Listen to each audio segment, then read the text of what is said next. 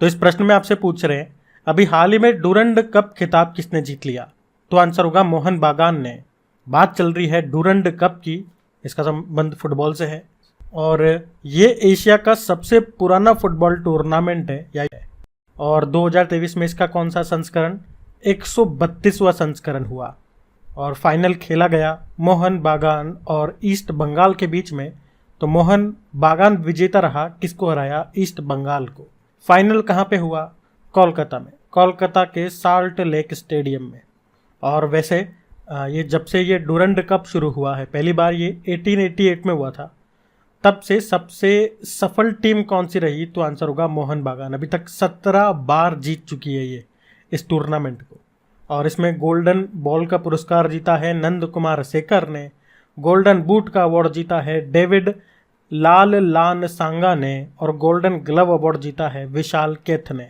अब देखो ये तो डूरंड कप हो गया जिसका संबंध फुटबॉल से है। फिर अगला प्रश्न है कि सितंबर 2023 में वर्ल्ड वेटलिफ्टिंग चैंपियनशिप 2023 की मेजबानी कौन सा देश कर रहा है? तो आंसर होगा सऊदी अरब। तो IWF वर्ल्ड वेटलिफ्टिंग चैंपियनशिप 2023 यह भी 4 सितंबर से लेकर 17 सितंबर तक हो रही है। कहाँ पे? सऊदी अरब के रियाद में। अब कौन विजेता रहेगा ये तो हम फाइनल होने के बाद बता देंगे आपको। फिर बताइए अभी हाल ही में मैक्स वर्स्टेपन ने लगातार 10 फार्मूला 1 रेस को जीत करके किनका रिकॉर्ड तोड़ा? तो आंसर होगा सेबेस्टियन वेटल। एक्चुअली में अभी मैक्स वर्स्टेपन ने 41वीं फार्मूला 1 रेस को जीत लिया है और इसी के साथ ये उनकी लगातार 10वीं जीत है और इसी तरह से उन्होंने सेबेस्टियन वेटल के रिकॉर्ड को तोड़ दिया जिन्होंने 2009 में लगातार 9 फार्मूला 1 रेस जीती थी, क्योंकि मैक्स वर्स्टेपन ने इस साल लगातार 10वीं रेस जीत ली है। मैक्स वर्स्टेपन ये रेडबुल के ड्राइवर हैं, नीदरलैंड के रहने वाले हैं। फिर बताओ अभी हाल ही में T20 में 100 विकेट लेने वाली एसोसिएट देश की पहली गेंदबाज कौन बनी है? तो आंसर होगा नट्टाया बूचाथम। तो थाईलैंड की महिला क्रिकेट टीम के स्टार स्पिनर है ये नट्टाया बूचाथम, जिन्होंने भी कुवैत के खिलाफ ICC women's T20 world cup Asia क्षेत्र क्वालिफायर में 3 विकेट लेकर के इतिहास रचा, क्योंकि इस 3 विकेट के साथ ही T20 इंटरनेशनल में 100 विकेट पूरे हो गए हैं इनके। और इस तरह वुमेन्स T20 इंटरनेशनल में ये उपलब्धि हासिल करने वाली एसोसिएट देश की पहली खिलाड़ी ये बन गई हैं, पुरुषों में भी और महिलाओं में भी। अब बार बार मैं यहाँ बोल रहा हूँ एसोसिएट नेशन की, या यहाँ पे लिखा हुआ है एसोसिएट देश, इसका मतलब क्या हो गया?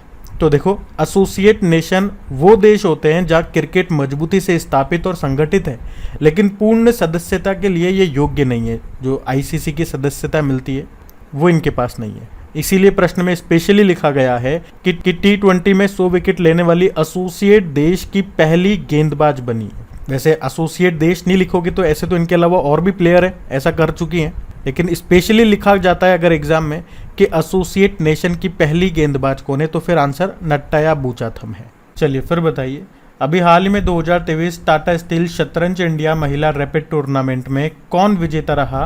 तो आंसर होगा दिव्या देशमुख। तो महाराष्ट्र के नागपुर की महिला ग्रैंड मास्टर हैं दिव्या देशमुख, जिन्होंने भी टाटा स्टील शतरंज इंडिया टूर्नामेंट के महिला रैपिड टूर्नामेंट को जीत लिया है। अच्छा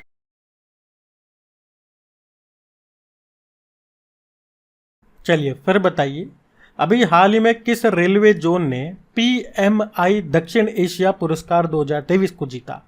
तो आंसर होगा पूर्वोत्तर सीमांत रेलवे। तो अभी नॉर्थ ईस्ट फ्रंटियर रेलवे ने हाथियों की जान बचाने के लिए अपने micro project of the year यानी कि घुसपैठ का पता लगाने वाली प्रणाली के लिए अभी PMI दक्षिण एशिया पुरस्कार जीता है। तो ये जो प्रणाली है, ये जो सिस्टम है, ये रेलवे पहियों के पास आने वाले हाथियों का पता लगाने में मदद करती है और स्थानीय पायलट, स्टेशन मास्टर, स्टेशन प्रबंधक को अलर्ट भी भेजता है ताकि दुर्घटना को रोका जा सके। और आपको बता दूं कि जब से ये पुरस्कार की शुरुआत हुई है, 2009 से हो चुकी है इस पुरस्कार की शुरुआत, उसके बाद से ये पहली बार है जब रेल मंत्रालय का कोई रेलवे जोन ने ये पुरस्कार जीता है।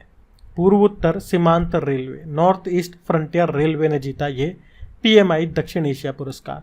अच्छा, ऐसे हमारे रेल मंत्री कौन है? अश्विनी वैष्णव है। पहले रेल मंत्री थे जॉन मथाई।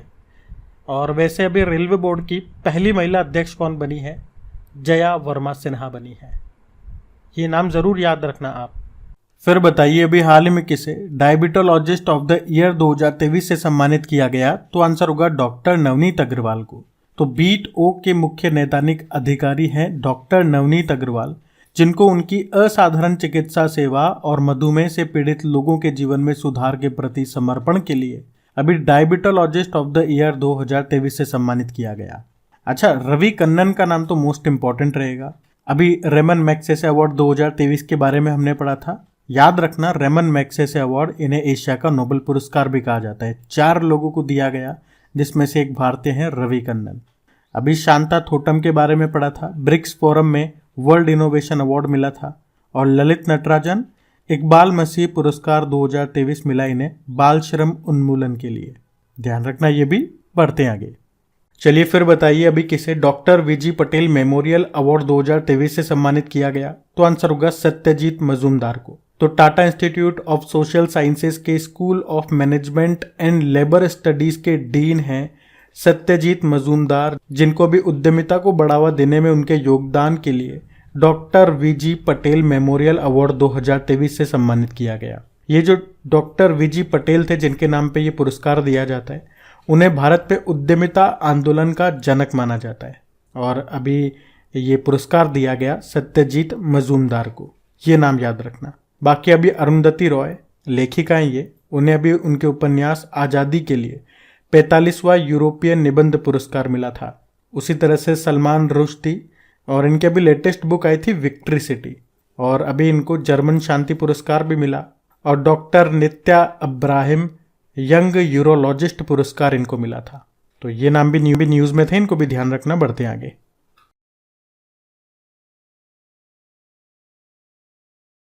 चलिए फिर बताइए अभी हाल ही में अंतर्राष्ट्रीय चैरिटी दिवस ये कब मनाया गया? तो आंसर होगा 5 सितंबर को। तो हर साल 5 सितंबर को अंतर्राष्ट्रीय दान दिवस यानी कि इंटरनेशनल चैरिटी डे के रूप में मनाया जाता है। और इसे मनाने का उद्देश्य है ज़रूरतमंदों की सहायता करना, इसके लिए दान दिया जाता है। अच्छा, 5 सितंबर को ही क्यों? क्योंकि संयुक्त राष्ट्र यूनाइटेड नेशन ने 5 सितंबर को कोलकाता में हुए मदर टेरेसा के निधन की वर्षगांठ को चिन्हित करने के लिए 5 सितंबर को ये अंतर्राष्ट्रीय चैरिटी दिवस घोषित किया था। मदर टेरेसा, इनको 1979 में गरीबी और संकट से उबरने के संघर्ष में उनके द्वारा किए गए कामों के लिए उन्हें शांति का नोबेल पुरस्कार दिया था 1979 में। चलिए फिर बताइए अभी हाल ही में साक्षरता सप्ताह ये कब मनाया गया? तो आंसर होगा 1 से लेकर 8 सितंबर तक। तो अभी शिक्षा मंत्रालय ये नव भारत साक्षरता कार्यक्रम के बारे में जागरूकता बढ़ाने के लिए 1 से लेकर 8 सितंबर 2023 तक साक्षरता सप्ताह के रूप में मना रहा है। और इस साक्षरता सप्ताह को मनाने का लक्ष्य है भारत में पूर्ण साक्षरता प्राप्त करने के लिए बड़े पैमाने पर भागीदारी को प्रोत्साहित करना और सभी नागरिकों के बीच जिम्मेदारी की भावना को जागरूक करना। बाकी आप जानते हो अंतर्राष्ट्रीय साक्षरता दिवस ये मनाते हैं हम 8 सितंबर को। और सबसे ज़्यादा साक्षरता ये किस राज्य की है? केरल की है। कितनी है? 94%। और सबसे कम है बिहार की 61.8%। आप जानते हो भारत का पहला कार्यात्मक रूप से साक्षर जिला कौन सा है? ये मध्य प्रदेश का मंडला जिला। और पूछे कि भारत का पहला संविधान साक्षर जिला ये कौन सा है? तो केरल का कोल्लम जिला है। ये पॉइंट भी ध्यान रखना। और साक्षरता सप्ताह कब से कब तक? 1 से लेके 8 सितंबर तक। और पोषण सप्ताह पूछे तो 1 से लेके 7 सितंबर तक। चलिए फिर बताइए अभी हाल ही में अंतर्राष्ट्रीय पुलिस सहयोग दिवस ये कब मनाया गया? तो आंसर होगा 7 सितंबर को। तो international day of police organisation ये हर साल 7 सितंबर को मनाया जाता है। और 7 सितंबर को ही क्यों? क्योंकि इंटरपोल की स्थापना होती है 7 सितंबर को, 7 सितंबर 1923 को।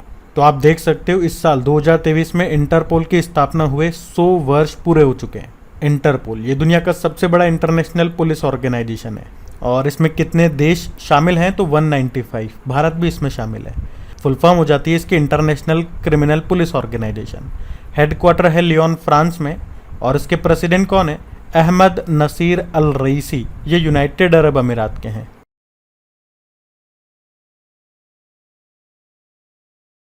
चलिए फिर बताइए अभी आकाशवाणी और समाचार सेवा प्रभाग की प्रधान महानिदेशक कौन बनी है? तो आंसर होगा वसुधा गुप्ता। तो भारतीय सूचना सेवा की वरिष्ठ अधिकारी हैं डॉक्टर वसुधा गुप्ता। इनको आकाशवाणी और समाचार सेवा प्रभाग का प्रधान महानिदेशक यानी कि प्रिंसिपल डायरेक्टर जनरल बनाया गया है। आकाशवाणी, जिसे ऑल इंडिया रेडियो के रूप में भी जाना जाता है, स्थापना होती है 1936 में। ऑल इंडिया रेडियो ये विश्व का सबसे बड़ा रेडियो नेटवर्क है।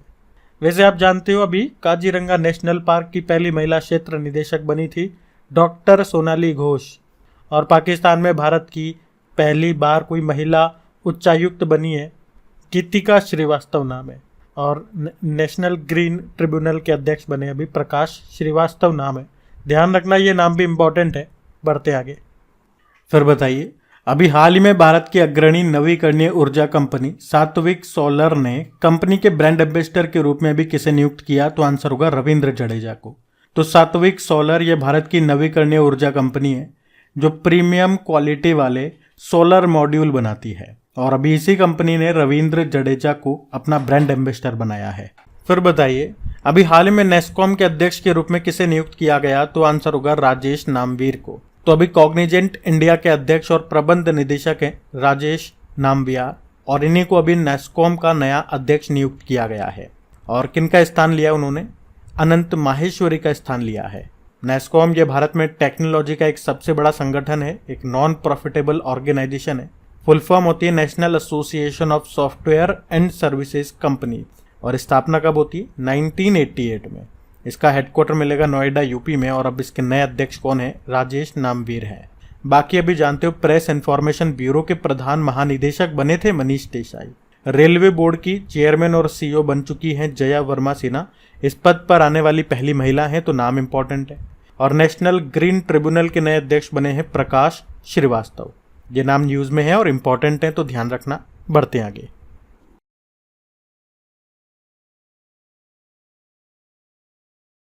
तो इस प्रश्न में पूछ रहे हैं, अभी हाल ही में भारत ने विश्व के पहले एआई संचालित एंटी ड्रोन सिस्टम को लॉन्च किया है, उसका नाम बताइए। तो आंसर होगा इंद्रजाल।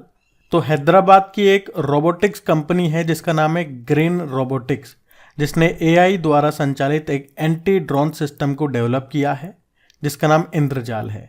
ये इंद्रजाल सिस्टम भारत में अपनी तरह का पहला सिस्टम है जिसे न्यूक्लियर प्लांट्स को या फिर पूरे शहर को ड्रोन खतरों से बचाने के लिए बनाया गया है। मतलब ये कैसे काम करेगा? जैसे कि किसी पर्टिकुलर एरिया पे, या कुछ भी हो सकता है वो एरिया, जैसे हमने कहा कि वो प्लांट हो गया, न्यूक्लियर पावर प्लांट हो गया, या कोई एक शहर हो गया, या कोई बिल्डिंग हो गई, वहाँ पे आपने ये इंद्रजाल सिस्टम को ऑन कर दिया, तो वहाँ पे कोई बाहरी ड्रोन अंदर एंटर नहीं कर पाएगा जासूसी के लिए या बम वगैरह गिराने के लिए। आप ड्रोन को किसी भी तरह से दुश्मन इस्तेमाल कर सकता है। तो जैसे ही वो उस एरिया में एंटर होने लगेगा, वो वहीं पे डिफ्यूज़ हो जाएगा, ब्लास्ट हो जाएगा। और इस इंद्रजाल की रेंज कितनी है? 4000 किलोमीटर स्क्वायर की इसकी रेंज है। मतलब एक इंद्रजाल सिस्टम को अगर हम एक्टिव करते हैं तो वो इतने एरिया को कवर करेगा। चलिए फिर बताइए, भारत की पहली गोरिल्ला ग्लास मैन्युफैक्चरिंग फैसिलिटी कहाँ पे स्थापित की जाएगी? तो आंसर होगा तेलंगाना में। तो एक कंपनी है कॉर्निंग इंक, ये अमेरिका की कंपनी है जो तेलंगाना में अपनी गोरिल्ला ग्लास विनिर्माण सुविधा स्थापित करेगी, जो कि देश में अपनी तरह का पहला निवेश है। तो जो स्मार्टफोन्स की स्क्रीन होती है उस पर जो कवर ग्लास लगते हैं जिसे गोरिल्ला ग्लास कहते हैं, ये वो बनाएगी। और इसमें कितना निवेश करेगी, कितनी लागत आएगी इसे बनाने में? 934 करोड़ रुपीज़। हमने कहा कॉर्निंग इंक ये अमेरिका की कंपनी है, इसका मुख्यालय है न्यूयॉर्क में, और ये कंपनी गोरिल्ला ग्लास के आविष्कारक के रूप में प्रसिद्ध है। इसके एमडी सीईओ है वेंडेल पी। अच्छा, अगर मैं आपसे पूछूं ना कि बताओ भैया कि देश की सबसे बड़ी निजी रेल कोच फैक्ट्री का उद्घाटन ये कहाँ पे किया गया था? तो आंसर होगा तेलंगाना में ही, तेलंगाना के हैदराबाद में।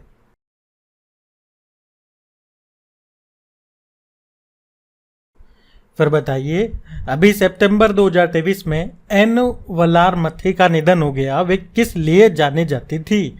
तो आंसर होगा इसरो मिशन लॉन्च के पीछे की आवाज़ के लिए। तो इसरो के जब रॉकेट लॉन्च होते हैं ना, तो आपने देखा होगा लॉन्च के समय जो काउंट डाउन करने वाली आवाज़ आती है, जैसे कि 5, 4, 3, 2, 1, वो इन्हीं की आवाज़ होती थी। वे इसरो की वैज्ञानिक थी, नाम था एन वलारमथी। और अभी चंद्रयान 3 लॉन्चिंग में भी उन्हीं की आवाज़ थी, और ये इनकी यहाँ पे लास्ट लॉन्चिंग थी। उसके बाद तबीयत खराब हो गई और इनका निधन हो गया। चलिए बताइए, अभी हाल ही में किसने नई दिल्ली में महात्मा गांधी जी की प्रतिमा का अनावरण किया? तो आंसर होगा द्रौपदी मुर्मू। तो हमारी जो राष्ट्रपति हैं द्रौपदी मुर्मू, इन्होंने नई दिल्ली में राजघाट पर महात्मा गांधी जी की 12 फुट ऊंची प्रतिमा और वहीं पर उन्होंने गांधी वाटिका का भी अनावरण किया है। गांधी वाटिका, यहाँ पे अलग अलग मुद्राओं में अलग अलग पोजेज में गांधी जी की मूर्तियां हैं ताकि आप उनके साथ सेल्फी ले सको। तो गांधी जी की कितनी ऊंची फुट ये प्रतिमा है? 12 फुट। चलिए फिर बताइए, अभी सितंबर 2023 में 43वां आसियान शिखर सम्मेलन 2023 का आयोजन ये कहाँ पे किया गया? तो आंसर होगा इंडोनेशिया में। बात कर रहे हैं आसियान समिट की और 2023 में इसका ये कौन सा संस्करण है? 43rd नंबर का है। अभी इसका आयोजन हुआ 5 से लेके 7 सितंबर तक। कहाँ पे? जकार्ता, इंडोनेशिया में। अच्छा, यहाँ पे अभी मैं सारे इंपॉर्टेंट ऑर्गेनाइजेशन और उनके इस साल होने वाले समिट के बारे में आपको रिवाइज कराऊंगा, लेकिन उससे पहले आसियान के बारे में बात करते हैं। इसकी स्थापना होती है 1967 में। फुल फॉर्म क्या हो गई? Association of south east Asian nation. तो ये दक्षिण पूर्व एशिया में 10 सदस्य देशों का एक राजनीतिक और आर्थिक संघ है। वैसे तो अभी इसका 11वां नया सदस्य बन गया है। कौन सा? Timor Leste. हेडक्वार्टर इसका इंडोनेशिया जकार्ता में ही है। और इस साल आपको बता दूं 5वां आसियान भारत व्यापार सम्मेलन जो हुआ था वो कोलालमपुर में हुआ था। और इसी साल आसियान भारत समुद्री अभ्यास भी हुआ था, वो सिंगापुर में हुआ था। और अभी ये 43 नंबर का आसियान समिट हुआ इंडोनेशिया में। देखो, G20 समिट की बात करें तो 2022 में इसकी अध्यक्षता इंडोनेशिया के पास थी। 2023 में इसकी अध्यक्षता भारत कर रहा है और 2024 में इसकी अध्यक्षता ब्राजील करेगा। और इस साल शंघाई कोऑपरेशन ऑर्गेनाइजेशन की अध्यक्षता ये भी भारत कर रहा है। और ब्रिक्स की बात कर रहे तो ब्रिक्स की अध्यक्षता साउथ अफ्रीका कर रहा है। अभी G7 समिट हुई थी 49 नंबर की। कहाँ पे? जापान में हुई थी। और अभी जापान में ही क्वाड समिट का आयोजन भी हुआ था। और 2024 में अगले साल क्वाड समिट को होस्ट कर रहा है भारत। एक बिम्स्टेक भी याद रखना, 2023 में बिम्स्टेक की अध्यक्षता ये किस देश के पास है? तो थाईलैंड के पास है। तो ये सारे पॉइंट्स भी आप ध्यान रखना। बढ़ते हैं आगे। फिर बताइए, अभी हाल ही में किस राज्य ने संबल योजना शुरू की? तो आंसर होगा हिमाचल प्रदेश। तो अभी हिमाचल प्रदेश के जो मुख्यमंत्री हैं सुखविंदर सिंह सुक्खू, अभी इन्होंने हमीरपुर जिले के नादौन विधानसभा क्षेत्र से ये संबल योजना को शुरू किया है। इस योजना का उद्देश्य क्या है? दिव्यांग बच्चों को सशक्त बनाना, जिसमें उन्हें सहायता उपकरण बांटे जाएंगे। फिर बताइए, अभी हाल ही में केंद्रीय शिक्षा मंत्री धर्मेंद्र प्रधान ने किसे डीम्ड यूनिवर्सिटी का दर्जा प्रदान किया? तो आंसर होगा NCERT। तो हमारे जो शिक्षा मंत्री हैं धर्मेंद्र प्रधान, अभी इन्होंने 1 सितंबर 2023 को NCERT को डीम्ड यूनिवर्सिटी का दर्जा दिया है। अब इससे होगा क्या? तो अब इससे NCERT आपको बैचलर, मास्टर और डॉक्टर वाली डिग्री प्रदान कर सकेगा। NCERT ये काफ़ी न्यूज़ में है, इससे रिलेटेड जो भी पॉइंट्स रहे मैं आपको रिवाइज कराऊंगा यहाँ पे। पहले इसकी फुल फॉर्म क्या होती है? National council of educational research and training. और इसकी स्थापना होती है 1961 में। हेडक्वार्टर नई दिल्ली में है और अध्यक्ष हैं दिनेश प्रसाद सकलानी। अच्छा, NCERT का ये लोगो आपने ज़रूर देखा होगा, आपकी किताबों में भी होगा। NCERT जब आपने पढ़ी होंगी तो इस लोगो में ये क्या है? तो ये 3 हंस हैं जो किसका प्रतीक हैं? एजुकेशन, रिसर्च एंड ट्रेनिंग के। और अभी आपको याद होगा शिक्षा मंत्री धर्मेंद्र प्रधान ने एक कॉमिक बुक को लॉन्च किया था जिसका नाम है लेट्स मूव फॉरवर्ड। इसे NCERT और यूनेस्को की सहायता से लॉन्च किया गया था। अभी NCERT ने पाठ्यपुस्तक संशोधन क्लास 3 से लेकर 12वीं के लिए किसकी अध्यक्षता में 19 सदस्यीय पैनल का गठन किया? तो आंसर होगा महेश चंद्र पंत। और न्यू एजुकेशन पॉलिसी 2020 को लागू करने वाला पहला राज्य ये कर्नाटक है, तो दूसरा है मध्य प्रदेश। और ये जो नई राष्ट्रीय शिक्षा नीति आई ये किसकी सिफारिश पे लाई गई? कस्तूरी रंगन समिति। ध्यान रखना ये। बढ़ते हैं आगे। तो इस प्रश्न में आपसे पूछ रहे हैं अभी हाल ही में किस राज्य के रायगढ़ शॉल और कोरापुट के काला जीरा चावल को GI टैग मिला? तो आंसर होगा उड़ीसा। तो अभी उड़ीसा के रायगढ़ शॉल और कोरापुट जिले के काला जीरा चावल को GI टैग दिया गया है। तो इस रायगढ़ शॉल की बात करें तो इसे रायगढ़ जिले के जनजातीय समूह डोंगरिया कौंद के द्वारा बनाया जाता है। इस शॉल को जनजातीय समूह अपने मेहमानों को उपहार में देते हैं। और इन काला जीरा चावल की बात करें तो इनको चावलों का राजा के रूप में जाना जाता है। चलिए फिर बताओ, अभी हाल ही में फायर ऑन द गंगास नाम की बुक को किसने लिखा है? तो आंसर होगा राधिका अयंगर ने। तो अभी लेखिका राधिका अयंगर ने ये बुक लिखी है जिसका नाम है फायर ऑन द गंगास, और ये उनकी पहली किताब है। वैसे उन्होंने कई तरह के पुरस्कार जीते हैं, जैसे कि 2018 में भारतीय पत्रकारिता में उत्कृष्टता के लिए रेड इंक पुरस्कार भी उन्होंने जीता। और अभी उन्होंने ये बुक लिखी है, तो याद रखना fire on the Gangas book किसने लिखी? राधिका अयंगर ने। वैसे अभी नीरजा चौधरी की बुक आई थी how PM decide. Rishiraj Kargil एक यात्री की जुबानी नाम से बुक लिखी, और रंजीत प्रताप ने एज द व्हील टर्न नाम से बुक लिखी है इन्होंने। अच्छा चलो एक प्रश्न पूछता हूँ आपसे। ये वैसे प्रश्न तो अवार्ड वाले सेक्शन का है, लेकिन यहाँ पे बुक का प्रश्न मैं आपसे पूछूंगा कि अभी 2023 का जो मेन बुकर पुरस्कार मिला है किसे मिला है? जॉर्जी गॉस्पोडिनोव को। ये बुल्गारिया के लेखक, तो इनको तो मिल गया ये पुरस्कार 2023 का। लेकिन मेरा प्रश्न ये है, इन्हें इनके किस उपन्यास के लिए, किस नॉवेल के लिए ये मेन बुकर पुरस्कार मिला है? जैसे 2022 का आपसे पूछा जाए ना कि मेन बुकर पुरस्कार किसे मिला था, तो आप कह दोगे गीतांजलि श्री को मिला था। और पूछे किस नॉवेल के लिए, तो आप बता दोगे टॉम्ब ऑफ सेंड के लिए। तो उसी तरह से मेरा ये प्रश्न है, जॉर्जी गॉस्पोडिनोव को उनके किस उपन्यास के लिए मिला, ये बताओ आप। हम बढ़ते हैं आगे। चलिए फिर बताइए, अभी हाल ही में किस आईआईटी ने वायु गुणवत्ता के लिए कोड उपकरण डेवलप किया? तो आंसर होगा आईआईटी जोधपुर। कोड का फुल फॉर्म क्या हो गया यहाँ पे? Cold plasma detergent in environment. तो अभी आईआईटी जोधपुर के वैज्ञानिकों ने घरों में शुद्ध हवा सुनिश्चित करने के लिए ये कोड नाम से एक डिवाइस को डेवलप किया है। आप कह सकते हो ये एक तरह का एयर प्यूरिफायर है जो हवा में मौजूद 99.99 परसेंटाइल हानिकारक विषाणुओं को निष्क्रिय करने में सक्षम है। चलो फिर बताओ, अभी किसने प्रोजेक्ट नमन शुरू किया? तो आंसर होगा भारतीय सेना ने। तो अभी भारतीय सेना ने पूर्व सैनिकों और शहीदों के परिजनों के कल्याण के लिए प्रोजेक्ट नमन शुरू किया। इस परियोजना में पूर्व सैनिकों और अपनी जान गंवाने वाले कर्मियों के परिजनों के लिए सुविधा और शिकायत निवारण केंद्र स्थापित किए जाएंगे, और ये पहला ऐसा केंद्र होगा जो दिल्ली छावनी में स्थापित किया जाएगा। तो याद रखना प्रोजेक्ट नमन, इसे कौन शुरू कर रहा है? भारतीय सेना।